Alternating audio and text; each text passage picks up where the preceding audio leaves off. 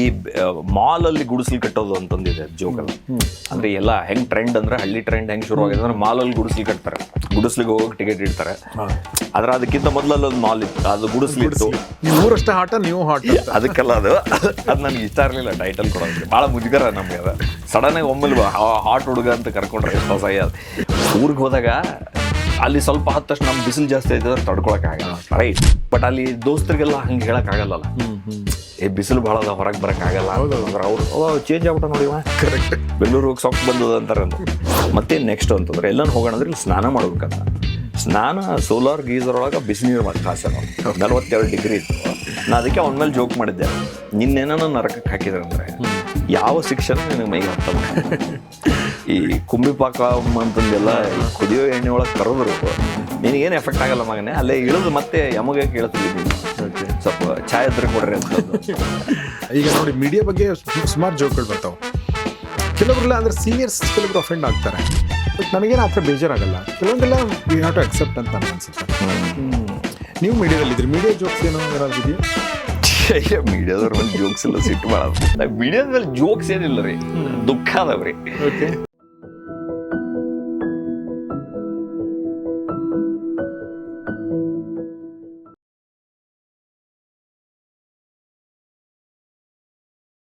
ಸ್ನೇಹಿತರೆ ನಮಸ್ಕಾರ. ಇವತ್ತು ನಮ್ಮ ಜೊತೆಗೆ ಕನ್ನಡದ ಪ್ರಖ್ಯಾತ ಸ್ಟ್ಯಾಂಡಪ್ ಕಾಮಿಡಿಯನ್ ರಾಘವೇಂದ್ರ ಆಚಾರ್ಯ ನಮ್ಮೊಂದಿಗಿದ್ದಾರೆ.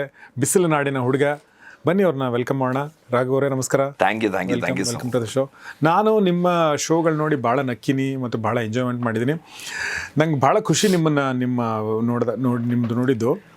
ನನಗೆ ಒಂದೇ ಒಂದು ಜೋಕ್ ನೆನಪಿದೆ ನಿಮ್ಮದು. ಆ ಜೋಕ್ ಕೇಳಿದ ಮೇಲೆ ನನಗೆ ಅನ್ನಿಸ್ತು ಇವ್ರನ್ನ ಭೇಟಿ ಆವಾಗ ಅಂತೇಳಿ. ಓಕೆ, ಅದು ಯಾವುದು ಅಂದ್ರೆ ಹೇಳ್ತೀನಿ, ಅದನ್ನು ನೀವು ಹೇಳ್ರಿ ಆಮೇಲೆ.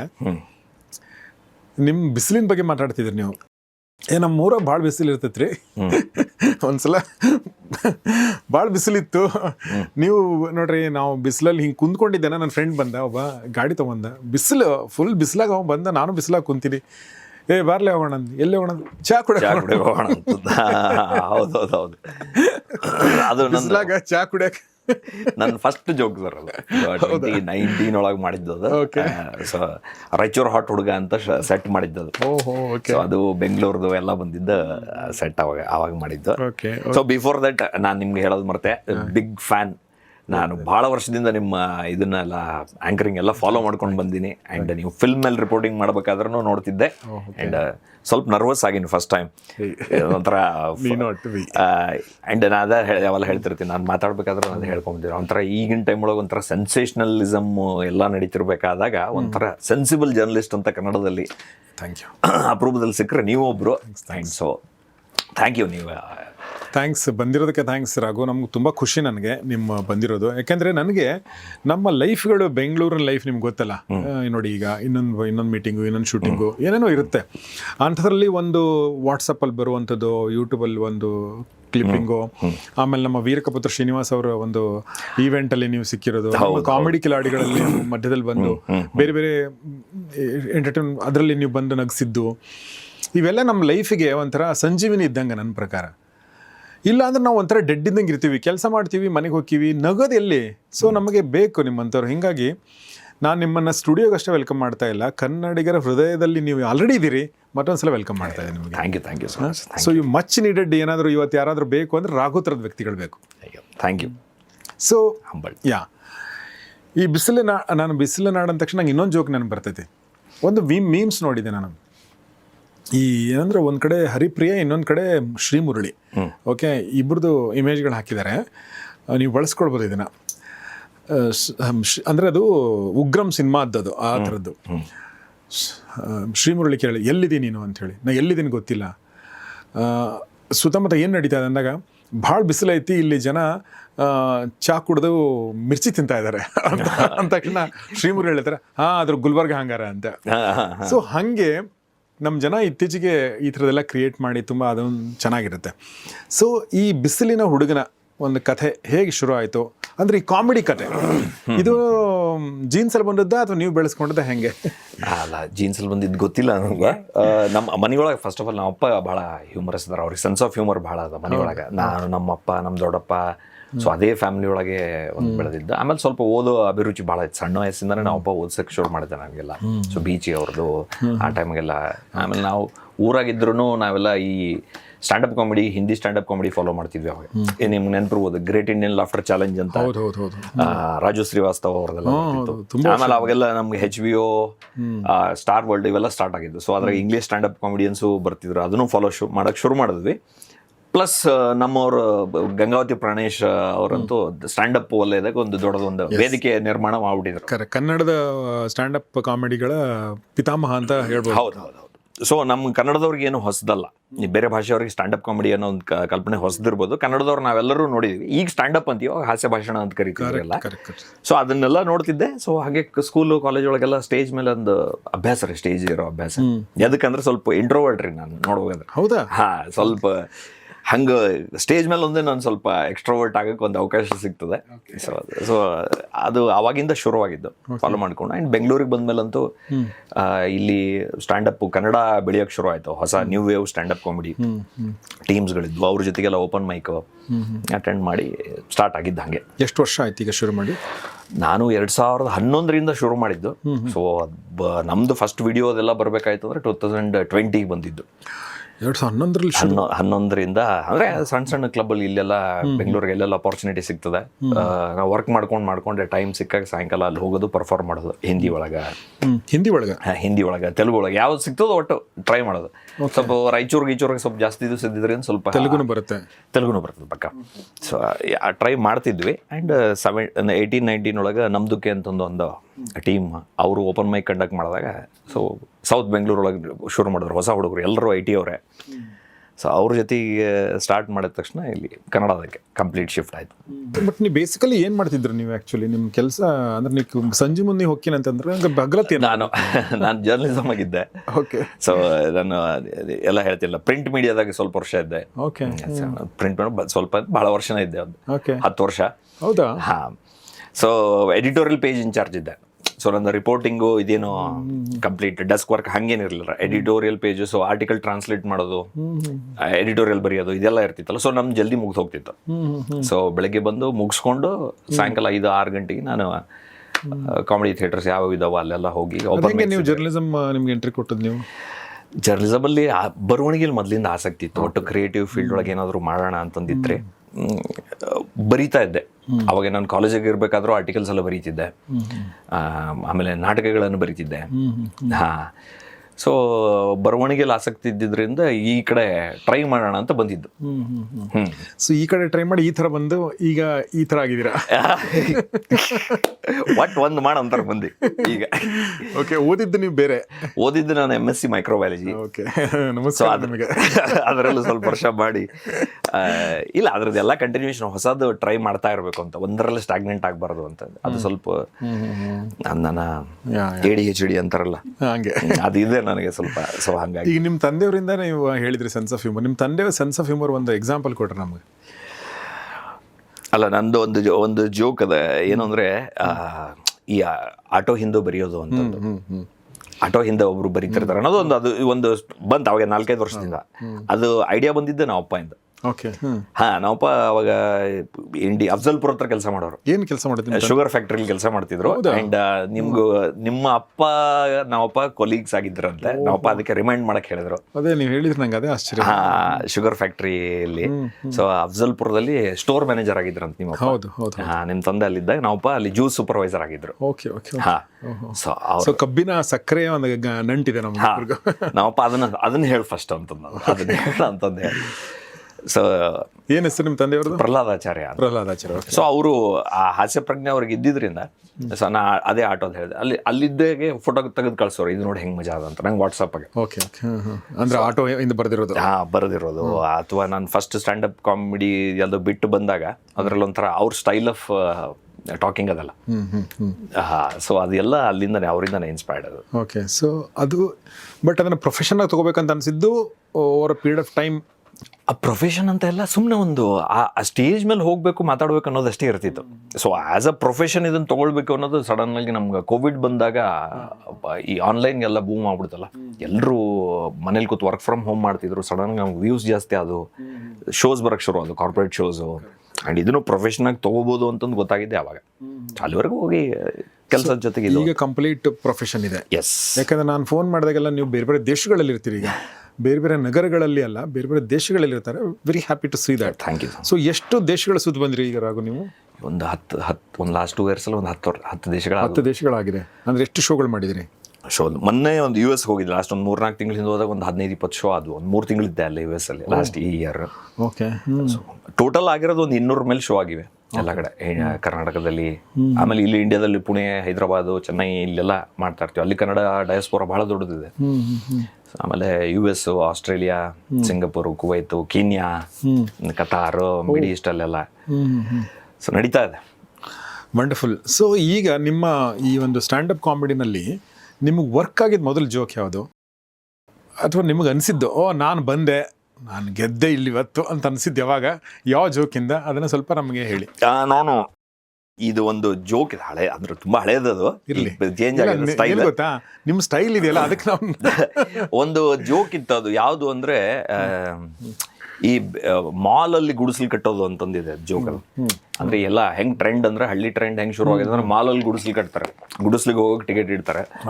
ಆದ್ರೆ ಅದಕ್ಕಿಂತ ಮೊದಲಲ್ಲಿ ಒಂದು ಮಾಲ್ ಇತ್ತು, ಅದು ಗುಡಿಸ್ಲಿತ್ತು, ಅದು ಜೋಕ್ ಇತ್ತು. ಬಟ್ ಅದು ವರ್ಕ್ ಆಗಲ್ಲ ಅಂತಂದ್ರೆ ಅನ್ಕೊಂಡಿದ್ದೆ ನಾನು. ಯಾಕಂದ್ರೆ ಅದನ್ನು ನಾನು ಬೇರೆ ಕಡೆ ಟ್ರೈ ಮಾಡ್ತಿದ್ದೆ. ನಾನು ಇದನ್ನೊಂದು ಕಡೆ ಎಲ್ಲೋ ಹೇಳಿದ್ದೆ. ಇದೇ ಜೋಕ್ನ ಫಸ್ಟ್ ನಾನು ಪ್ರಾಪರ್ ಸೆಟ್ ಆಗಿ ರೆಡಿ ಮಾಡ್ಕೊಂಡು ಒಂದು ಇವೆಂಟ್ಗೆ ಹೋಗಿದ್ದೆ. ಸ್ಪೋರ್ಟ್ಸ್ ಅಥಾರಿಟಿ ಆಫ್ ಇಂಡಿಯಾ ಅವರು ಯಾರ ನಮ್ಮ ಕಲಿಗೆ ಹೇಳಿದ್ರು, ಅಲ್ಲಿ ಸ್ಟ್ಯಾಂಡಪ್ ಕರೀತಿದ್ದಾರೆ, ಹೋಗಿ ಮಾಡ್ತೀಯಾ ಅಂತ. ಹೋಗಿ ಮಾಡಿದೆ. ಅಲ್ಲಿ ಜೋಕ್ ಹೇಳಿದೆ. ಒಂದು 500 ಜನ ಕೂತ್ಕೊಂಡಿದ್ದಾರೆ. ಪಿನ್ ಡ್ರಾಪ್ ಸೈಲೆನ್ಸ್ ಈ ಜೋಕಿಗೆ. ಓಕೆ. ಹಾಂ, ಅದ್ರ ನ್ಯಾಯಮೂರ್ತಿಗಳು ಅವರು ಇವರೆಲ್ಲ ಭಾಳಷ್ಟು ಜನ ಬಂದ್ಬಿಟ್ರೆ ಜಡ್ಜ್. ಅವ್ರಿಗೆ ಗೊತ್ತಲ್ಲ, ಸ್ವಲ್ಪ ಜೂನಿಯರ್ಸ್ ಇರ್ತಾರೆ, ನಗಬಾರ್ದು, ಅವರೆಲ್ಲ ಸೀರಿಯಸ್ ಆಗಿ ಕೂತು.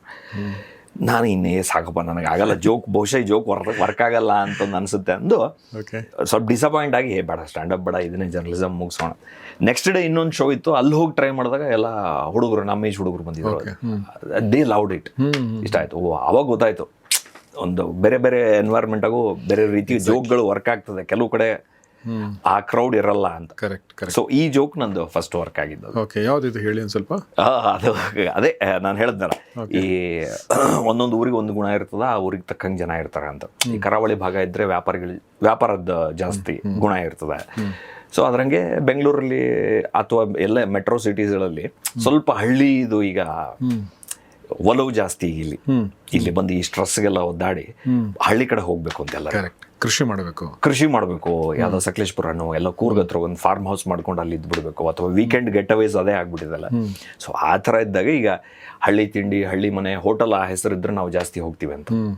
ಸೊ ಅದ್ರ ಬಗ್ಗೆ ಇದ್ದಿದ್ದು ಜೋಕ್. ಅದು ಫಸ್ಟ್ ರಾಯಚೂರು ಹಾಟ್ ಹುಡುಗ ಅಂತ ನೋಡಿದ್ರೆ ಅದ್ರಲ್ಲಿ ಸಿಗ್ತದೆ, ಅದರಲ್ಲಿದೆ ಕಂಪ್ಲೀಟ್. ಅದ್ರ ಬಗ್ಗೆನೇ ಜೋಕ್ ಇರೋದು. ಅದು ಈ ಹಾಟ್ ಹುಡುಗನ ಬಗ್ಗೆ ಹೇಳಿ. ಅಂದ್ರೆ ಹಾಟ್, ನಿಮ್ಮ ಹಾಟ್, ನೀವು ಊರಷ್ಟೇ ಹಾಟ, ನೀವು ಹಾಟ್? ಅದಕ್ಕೆಲ್ಲ ಅದು ನನಗೆ ಇಷ್ಟ ಇರಲಿಲ್ಲ ಟೈಟಲ್ ಕೊಡೋದಕ್ಕೆ, ಭಾಳ ಮುಜುಗರ ನಮಗೆ. ಅದು ಸಡನ್ ಆಗಿ ಒಮ್ಮೆ ಹಾಟ್ ಹುಡುಗ ಅಂತ ಕರ್ಕೊಂಡ್ರೆ ಎಷ್ಟು ಅಸಹ್ಯ ಅದು. ಆ ಜೋಕ್ ಇರೋದು ರಾಯಚೂರಲ್ಲೇ ಬಿಸಿಲು ಇಷ್ಟದ ಅನ್ನೋದ್ರ ಮೇಲೆ ಜೋಕ್ ಮಾಡಿದ್ದು. ಸ್ಟ್ಯಾಂಡಪ್ ಕಾಮಿಕ್ಸ್ ಅಲ್ಲ, ನಾವು ಇಂಟ್ರೊಡ್ಯೂಸ್ ಮಾಡೋದು ನನಗೂ ಗೊತ್ತಿಲ್ಲ ಒಬ್ಬನು. ಈಗ ವೆಲ್ಕಮ್ ಮಾಡೋಣ ರಾಯಚೂರು ಹಾಟ್ ಹುಡುಗನ್ನ ಅಂತ. ಸೊ ಅದು ಜೋಕು, ರಾಯಚೂರಲ್ಲಿರೋ ಒಬ್ಬ ಹುಡುಗ ಬಿಸಿಲು ಹೆಂಗೆ ತಡ್ಕೋತಾನೆ ಅನ್ನೋದು ಅವನು ಹಾಟ್ ಹುಡುಗ. ಅದು ಉಲ್ಟಾ ನನ್ನ ಮೇಲೆ ಬಂದ್ಬಿಡ್ತೀರಿ. ಅದು ನನಗೆ ನೀವು ಹಾಟ್ ಆದ್ರೆ ಏನು ಸರ್? ಅದು ನಮ್ಗೆ ಕಾಂಪ್ಲಿಮೆಂಟ್ಸ್ ತೊಗೊಂಡು ಅಭ್ಯಾಸ ಇರಲ್ರಿ ಹುಡುಗರಿಗೆ. ಓಕೆ, ಅದು ನಿಮ್ಮ ಮನೆಯವ್ರಿಗೆ ಕೇಳ್ಬೇಕೀಗ. ಓಕೆ, ಬಟ್ ಈ ಬಿಸಿಲಿನ ಬಗ್ಗೆ ಹೇಳ್ರಿ, ನಮಗೆ ಒಂದು ಜೋಕ್ ಹೇಳ್ರಿ ಬಿಸಿಲಿಂದು. ಅಲ್ಲ, ಬಿಸಿಲಿಂದು ಹೊಸ ಸೆಟ್ ಅಂತ ಏನಿಲ್ರಿ. ಅದೇ ಫಸ್ಟ್ ಜೋಕ್ ಇದ್ದಿದ್ದೆ ಅದು. ಅಂದ್ರೆ ಅವನೇ ಆ ಹುಡುಗ ಹೇಳಿದ್ನಲ್ಲ, ಬಿಸಿಲಾಗ ಚಹಾ ಕುಡ್ಕೊಂಬರೋಣ ಅಂತ. ಅವನು ಚಹಾ ಕುಡ್ಕೊಂಬರೋಣ ಅಂತಂದು ಅನ್ನೋನು ನನಗೆ ಅದಾಗಿದ್ದು. ಆಗಿದ್ದ ಅದು ಅಲ್ಲ, ಅವ್ನು ಚಹಾ ಕುಡ್ಕೊಂಬರೋಣ ಅಂತ ನಾನು ಹೇಳ್ತಿರ್ತೀನಿ. ನಾವೆಲ್ಲ ನೀವು ಭಾಳ ವರ್ಷ ಆಯ್ತು ರೀ ಬೆಂಗಳೂರಿಗೆ ಬಂದು, ರೈಟ್? ನಾವು ಭಾಳ ವರ್ಷ ಆಗೋಯ್ತು. ಈಗ ಹೆಂಗಾಗದಂದ್ರೆ ನಾವು ಇಲ್ಲಿಗೆ ಅಡ್ಜಸ್ಟ್ ಆಗ್ಬಿಟ್ಟಿವಿ. ಊರಿಗೆ ಹೋದಾಗ ಅಲ್ಲಿ ಸ್ವಲ್ಪ ಹತ್ತು ತಕ್ಷಣ ನಮ್ಮ ಬಿಸಿಲು ಜಾಸ್ತಿ ಆಯ್ತು ಅಂದ್ರೆ ತಡ್ಕೊಳಕ್ಕಾಗಲ್ಲ, ರೈಟ್? ತಡ್ಕೊಳಕ್ಕಾಗಲ್ಲ. ಬಟ್ ಅಲ್ಲಿ ದೋಸ್ತರಿಗೆಲ್ಲ ಹಂಗೆ ಹೇಳಕ್ಕಾಗಲ್ಲಲ್ಲ, ಬಿಸಿಲು ಭಾಳ ಅದ, ಹೊರಗೆ ಬರೋಕ್ಕಾಗಲ್ಲ ಅಂತಂದ್ರೆ ಅವ್ರು ಚೇಂಜ್ ಆಗ್ಬಿಟ್ಟ ನೋಡಿವ, ಕರೆಕ್ಟ್, ಬೆಂಗಳೂರು ಹೋಗಿ ಸೊಕ್ಕ ಬಂದದ ಅಂತಾರೆ. ಸೊ ನಾವು ಅವ್ರ ಜೊತೆಗೆ ಹೋಗ್ತಿರ್ತೀವಲ್ಲ, ನಮ್ಗೆ ಈಗೂ ಆಶ್ಚರ್ಯ ಆಗತ್ತೆ, ಈ ಬಿಸಿಲಾಗ ಹೆಂಗೆ ಓಡಾಡ್ತೀರ ಮಾರ ಅಂತಂದಾಗ ಅವನದು ಏನು ಇದ್ರಾಗ ಏನದು. ಬಟ್ ಇದು ಆಗಿದ್ದು ನನ್ನ ಫ್ರೆಂಡ್ ಒಬ್ಬನು ಚಹಾ ಕುಡಿಯೋಕೆ ಹೋಗೋಣ ಅಂತ ಅಂದಿದ್ದಲ್ಲ. ನಾನು ಅಂದೇಲೆ 12 ಆಗದ, ಎದಕ್ಕೆ ಚಹಾ ಅಂದ್ರೆ ನಾನು ಇಲ್ಲ ಚಹಾ ಕುಡ್ಕೊಂಡು ವಾಕ್ ಮಾಡಿ ಮತ್ತೆ ನೆಕ್ಸ್ಟ್ ಅಂತಂದ್ರೆ ಎಲ್ಲನೂ ಹೋಗೋಣ ಅಂದ್ರೆ ಇಲ್ಲಿ ಸ್ನಾನ ಮಾಡ್ಬೇಕಂತ. ನಾನು ಸೋಲಾರ್ ಗೀಸರ್ ಒಳಗೆ ಬಿಸಿನೀರು ಕಾಸೆ ನಾನು 42 ಡಿಗ್ರಿ ಇತ್ತು. ನಾ ಅದಕ್ಕೆ ಅವನ ಮೇಲೆ ಜೋಕ್ ಮಾಡಿದ್ದೆ, ನಿನ್ನೇನ ನರಕಕ್ಕೆ ಹಾಕಿದ್ರೆ ಅಂದ್ರೆ ಯಾವ ಶಿಕ್ಷಣ ನಿನಗೆ ಮೈಗೆ ಹತ್ತಲ್ಲ ಅಂತ. ಈ ಕುಂಬಿಪಾಕ ಅಂತಂದೆಲ್ಲ ಈ ಕುದಿಯೋ ಎಣ್ಣೆ ಒಳಗೆ ಕರೆದ್ರು ನಿನಗೇನು ಎಫೆಕ್ಟ್ ಆಗಲ್ಲ ಮಗನೇ, ಅಲ್ಲೇ ಇಳಿದು ಮತ್ತೆ ಯಮಗೆ ಕೇಳ್ತಿದ್ದಿ ನೀನು ಸ್ವಲ್ಪ ಚಾಯ್ ಇದ್ರೆ ಕೊಡ್ರಿ ಅಂತಂದ. ಅದು ನಂಗೆ ಅದಕ್ಕಿಂತ ಜಾಸ್ತಿ ನನಗೆ ಬೇರೆ ಬೇರೆ IT ಜೋಕ್ಸ್ ಎಲ್ಲ ಮಾಡ್ತಾರೆ, ಅದ್ರ ಮೇಲೇನೆ ಇತ್ತು ಇಲ್ಲಿ ಫ್ರೆಂಡ್ಸು ಇವ್ರ ಮೇಲೇನೆ ಸಮ್ಹಾವ್ ಅದು ಎಲ್ಲ ವರ್ಗಕ್ಕೂ ರೀಚ್ ಆಯ್ತು. ಸ್ಲಾಪ್ಸ್ಟಿಕ್ ಕಾಮಿಡಿ ಅಂತಂದು ಮಾಡ್ತೀವಲ್ಲ ನಾವು, ಇನ್ನೊಬ್ರಿಗೆ ನಾವು ಅವಮಾನ ಮಾಡ್ಬಿಡೋದು ಅಥವಾ ಹಿಂಗೇನೋ ಒಂದು ಒಣ ಮಾತಾಡೋ ಬದಲು ನಮ್ಗೇನೋ ಒಂದು ವಿಷಯ ಕೊರೀತಿರ್ತದಲ್ಲ ಸ್ಟಾರ್ಟಪ್ ಒಳಗೆ, ಅದು ನನಗೆ ಮಜಾ ಅನಿಸ್ತದೆ. ಅದ್ರ ಡೀಪರ್ ವಿಷಯಗಳನ್ನ ನೀವು ಯಾವುದೋ ಒಂದು ಡೈರೆಕ್ಟ್ ಆಗಿ ಹೇಳಿದ್ರೆ ಜನ ಅದನ್ನ ಅಫೆಂಡ್ ಆಗೋ ಚಾನ್ಸಸ್ ಇರ್ತದೆ. ಅದನ್ನೇ ನೀವು ಹಾಸ್ಯದ ರೂಪದಾಗ ಹೇಳಿದ್ರೆ ಅರ್ಥ ಮಾಡ್ಕೋತಾರೆ ಬಹಳಷ್ಟು. ಈಗ IT ಕ್ರೌಡಿಗೆ ಏನು ಹೇಳ್ತೀರಿ ನೀವು ಆ ಥರ? They are amazing. ನಾನು ಹೇಳ್ತೀನಿ IT ಕ್ರೌಡ್ ಅಂತಲ್ಲ, ಈಗಿನ ಜನ್ರೇಷನ್ನೇ ಭಾಳ ಕೂಲ್ ಅದ. ಅವರು ಸಣ್ಣ ಪುಟ್ಟ ವಿಷಯಕ್ಕೆ ಯಾವುದಕ್ಕೂ ಅಫೆಂಡ್ ಆಗಲ್ಲ, ಭಾಳ ಓಪನ್ ಮೈಂಡೆಡ್ ಇದ್ದಾರೆ. ಅವರೇ ಹೇಳ್ತಿರ್ತಾರೆ ಈ ಜೋಕ್ ಹೇಳ್ರಿ, ಅದನ್ನ ಹೇಳ್ರಿ, ನಮ್ಮಲ್ಲಿ ಜೋಕ್ ಮಾಡ್ರಿ ಅಂತ. ಯಾವ್ದು ಜೋಕ್ ಅಂತ ಅದರ ಜೋಕ್ ಅಂತ ಇಲ್ಲ, IT ಅವ್ರ ಮೇಲೆ ಇದೆ ಅಲ್ರಿ, ಹಾರ್ವರ್ಡ್ ವರ್ಸಸ್ ಹನುಮಂತ ಹಳೇ ಅವೆಲ್ಲ ಜೋಕ್ ಆದ್ವು ಹೇಳ್ರಿ. ಅದ್ರ ಸೊ ಸುಮಾರು ಜನ ಒಂದಷ್ಟು ಕೇಳಿರಲ್ಲ, ಯಾವ್ದಾರು ಒಂದಷ್ಟು. ಅವು ಅದೇನಾಗತ್ತಂದ್ರಿ, ಜೋಕ್ ಬಿಟ್ಬಿಟ್ರೆ ನೆಕ್ಸ್ಟ್ ಮಾಡಕ್ಕಾಗಲ್ಲ ನಮ್ಗೆ. ಜೋಕ್ ಹೇಳ್ಬಿಟ್ರೆ ಹಂಗೆ. ಸೊ ಅದನ್ನ ಹೇಳಿರೋದೇ ಹೇಳ್ರಿ. ಅಯ್ಯೋ ಅದು ನಾನು ಅದು ಮ್ಯಾರಥಾನ್ದು ಹಳೇದು. ಅದೇನಂದ್ರೆ ಇಲ್ಲಿ ಎಲ್ಲ ಮ್ಯಾರಥಾನ್ ಓಡಿಸಿ ಅದಕ್ಕೆಲ್ಲ ಒಂದು ಕಾಸ್ ಇಟ್ಟಿರ್ತಾರೆ. ಜಸ್ಟ್ ಮ್ಯಾರಥಾನ್ ಅಲ್ಲ, ಅದಕ್ಕೊಂದು ಥೀಮ್ ಇರ್ತದೆ. Cancer awareness. ನನ್ನ ಫ್ರೆಂಡ್ ಒಬ್ನು ಎದಕ್ಕೆ ಓಡ್ತಿದ್ದಿ ಮ್ಯಾರಥಾನ್ ಅಂತ ಕೇಳಿದಾಗ ಮರ ಬೆಳೆಸಕ್ಕ ಅಂತ ಅಂದಿದ್ದ. ನಾನಂದ್ರೆ ನೀವು ಓಡಿದ್ರೆ ಮರ ಹೆಂಗೆ ಬೆಳೀತದಲ್ಲ ಅಂತಂದು. ಸೊ ನನಗೆ ಅದು ಅನ್ಸಿದ್ದೇನೆಂದ್ರೆ ಆ ಟೈಮಿಗೆ ಇವ್ರದ್ದು ನಾ ಅಂದಿದ್ದು, ಆದರೆ ಎಷ್ಟೇ ಮ್ಯಾರಥಾನ್ ಓಡಿಸಿ ಎಷ್ಟೇ ದೊಡ್ಡ ಮಾತಾಡಿದ್ರು ನಮ್ಮ ಒಬ್ಬ ಸಾಲು ಮರದ ತಿಮ್ಮಕ್ಕ ಬೆಳೆಸಿದಷ್ಟು ಮರನೂ ಬೆಳೆಸ್ಲಿಕ್ಕೆ ಆಗಲಿಲ್ಲ ನಮ್ಮಲ್ಲಿ ಅನ್ನೋದು. ಆ ಥರದ ಜೋಕ್ಸ್. ಆ್ಯಂಡ್ ಇದವ್ರಿ ಹೆಂಗೆ ಕೂಲ್ ಅದ್ರಿ. ಇನ್ನೆಲ್ಲ ನಾನು ಅಬ್ಸರ್ವ್ ಮಾಡಿದ್ದೀನಲ್ಲ, ಈಗ ನೋಡಿ ಮೀಡಿಯಾ ಬಗ್ಗೆ ಸುಮಾರು ಜೋಕ್ಗಳು ಬರ್ತಾವೆ. ಕೆಲವರೆಲ್ಲ ಅಂದರೆ ಸೀನಿಯರ್ಸ್ ಕೆಲವರು ಅಫೆಂಡ್ ಆಗ್ತಾರೆ. ಆಮೇಲೆ ನಮ್ಮ ಗ್ರೂಪಲ್ಲೂ ಬರ್ತಾವೆ ನೋಡ್ರಿ ಹಿಂಗಂದ ಅಂತೇಳಿ. ಕೆಲವರು ಅಂದರೆ ಡೆರಗೇಟ್ರಿ ಇದ್ರೆ ಎಲ್ಲರೂ ಅಫೆಂಡ್ ಆಗ್ತಾರೆ. ಬಟ್ ನಾಟಕದಲ್ಲಿ ಎಷ್ಟೋ ಸಲ ನಮ್ಮ ಮೀಡಿಯಾದನ್ನ ಹಾಸ್ಯ ಮಾಡ್ತಾರೆ, ಆ್ಯಂಕರ್ಗಳನ್ನ ಮಾಡ್ತಾರೆ. ಬಟ್ ನನಗೇನು ಆ ಥರ ಬೇಜಾರಾಗಲ್ಲ. ಕೆಲವೊಂದೆಲ್ಲ ವಿ ಹ್ಯಾವ್ ಟು ಅಕ್ಸೆಪ್ಟ್ ಅಂತ ನನಗನ್ಸುತ್ತೆ. ನೀವು ಮೀಡಿಯಾದಲ್ಲಿದ್ರಿ, ಮೀಡಿಯಾ ಜೋಕ್ಸ್ ಏನಾದರೂ ಇದೆಯಾ? ಮೀಡಿಯಾದವ್ರ ಮೇಲೆ ಜೋಕ್ಸ್ ಇಲ್ಲ, ಸಿಟ್ಟು ಭಾಳ ಸಂಬಳ. ಮೀಡಿಯಾದ ಮೇಲೆ ಜೋಕ್ಸ್ ಏನಿಲ್ಲ ರೀ, ದುಃಖ ಅದಾವ್ರಿ ಅಲ್ಲ. ಆದ್ರೆ ನನ್ಗೆ ವಿಚಿತ್ರ ಅನಿಸ್ತದ ಅದ. ಈಗ ಚೇಂಜ್ ಆಗದ. ಐ ಡೋಂಟ್ ನೋ ಟೆಲಿವಿಷನಲ್ಲಿ ಹೆಂಗೆ ವರ್ಕ್ ಆಗ್ತದೇನೋ, ಬಟ್ ನೀವು ಸೀನಿಯರ್ ಜರ್ನಲಿಸ್ಟ್ ಆಗಿರೋದ್ರಿಂದ ನಿಮಗೂ ಗೊತ್ತಿರ್ತದ. ಭಾಳ ಡಿವೈಡ್ ಅದ ಈಗ ರಿಯಾಲಿಟಿಗೆ. ನಾವು ಮೀಡಿಯಾದವ್ರು 10 ವರ್ಷ ಮುಂದಿರ್ಬೇಕು ಅಂತ ಹೇಳ್ತೀವಲ್ಲ, ಅಲ್ಲಿ ಹೋಗಿ ವರ್ಕ್ ಮಾಡಿದಾಗ ನೋಡಿದಾಗತ್ತ ಇವ್ರು ಇನ್ನೂ 10 ವರ್ಷ ಹಿಂದಿದಾರ ಅಂತಂದು. ಈಗ ಏನು ನಡಿಲಕತ್ತದ ಅನ್ನೋದು ಇಲ್ಲೇ ಇಲ್ಲ, ರೈಟ್? ಈ ಕಾರ್ಪೊರೇಟ್ ಕಲ್ಚರ್ ಬಗ್ಗೆ ಮಾತಾಡ್ತೀವಿ ನಾವು. ಅಯ್ಯೋ ಅಲ್ಲಿ ಒಬ್ರು ಯಾರಾದರೂ ಹೇಳ್ಬಿಟ್ರೆ ಇಷ್ಟು ಗಂಟೆಗಳು ವರ್ಕ್ ಮಾಡಿಸ್ಬೇಕು ಅಂದರೆ ಮೀಡಿಯಾದವ್ರು ನಾವು ಎಡಿಟೋರಿಯಲ್ ಬರಿತೀವಿ, ಅದು ಎಂಪ್ಲಾಯೀಸ್ ಮೇಲೆ ಮಾಡ್ತಿರೋದು, ಇದು ದೌರ್ಜನ್ಯ. ಬಟ್ ಇಲ್ಲಿ ಇವ್ರ ಕಂಪ್ನಿಯಲ್ಲಿ ಹೆಂಗೆ ದುಡಿಸ್ಕೋತಿರ್ತಾರೆ, ಒಂದು ರಜೆ ಕೊಡೋದಿಲ್ಲ, ಒಂದು ರಜೆಗೆ ಅಂಡಾಳ್ಕೋಬೇಕಿಲ್ಲ. ಕಾರ್ಪೊರೇಟ್ ಹುಡುಗರು ಇವೆಲ್ಲ IT ಹುಡುಗರು ನೋಡಿದ್ರೆ ಗಾಬರಿ ಆಗ್ಬಿಡ್ತಾರೆ, ಇದೇನಿದು ಆಪ್ರೇಷನ್ ಅಂತಂದು.